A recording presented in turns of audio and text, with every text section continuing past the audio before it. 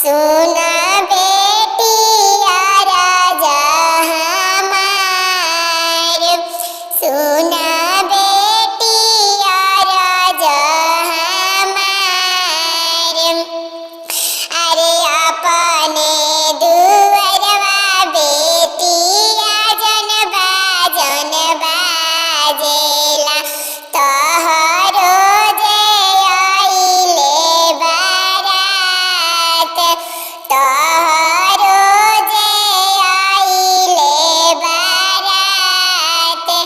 अरे ओही खाती पैनी बेटी पियर धोतिया हो, तोहरे करब कन्यादान,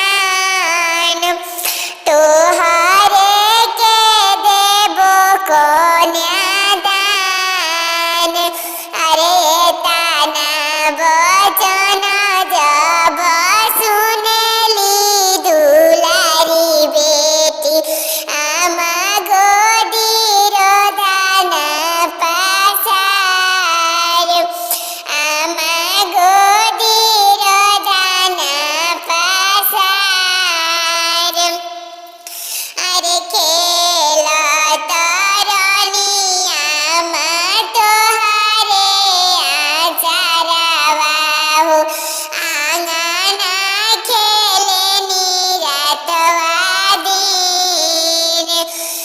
अरे नाही सिखनी हो आमा घर बारातनवा हो, कई दिहलु ससुरा में दान, कैसे रही ससुरा में बास।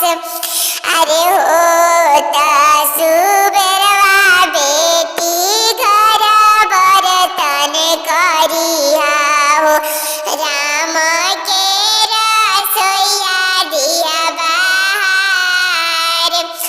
अरे अदहन देखी बेटी चाउर मिलइहा हो, दाल देखी नमक लगाई।